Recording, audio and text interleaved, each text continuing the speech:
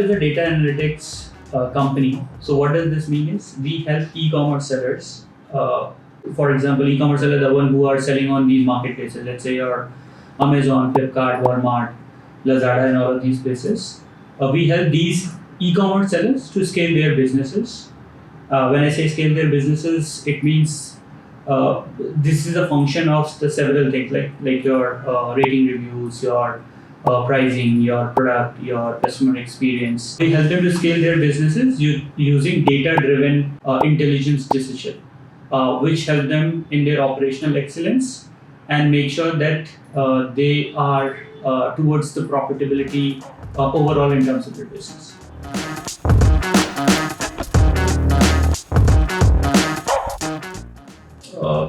About how important is customer support, right? So let's not look at this as a post-sales thing or a post-purchase thing. So let's call it more of a customer success or a customer experience. Most of the time, this is from my experience, most of the time what we have seen when you are buying a regular grocery stuff, let's say you're probably atta, dal, maybe cold drink, right? So these are standard products, you will not have a lot of queries. But probably after post-pandemic, people have moved more buying online. There are a lot more new products which you can see on the marketplaces, which you used to buy probably on the regular shops before.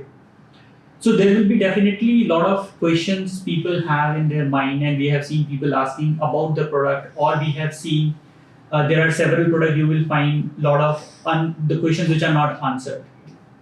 So that's why if you look at overall as a package, customer success, including responding to these voices which the customer has raised about the product, plays a very critical role, and which is again aligned to the growth which we are looking in terms of our businesses.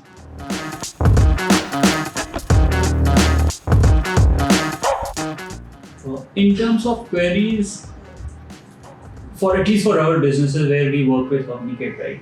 What we have seen, I cannot pinpoint the exact number, but anywhere between 80 to 85% of queries we have seen repetitive. Probably not in the exact way that why you are doing this kind of thing, but in a different forms, but the intent is always same.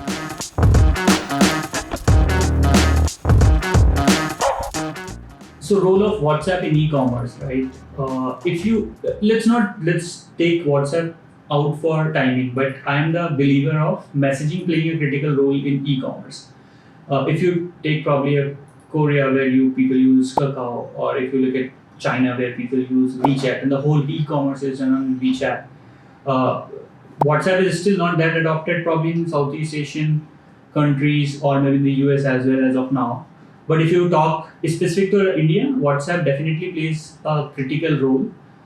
The 2 points which I see going forward will also change is that more updates about the product, about the experience, about the order life cycle will move on the WhatsApp, as we currently see with a lot of travel booking platforms. And in India at least, with integrated payments on the WhatsApp and with the businesses accounts, you can do your cataloging on the WhatsApp. People will move, or the commerce will move into a messaging platform like WhatsApp. With Indian context, this is very true that WhatsApp will be the one where you will see huge adoption in terms of e-commerce. But when you talk about the global, messaging will play a critical role, whether will move everything e-commerce on in WhatsApp or the messaging platform, that is still we have to see and watch for.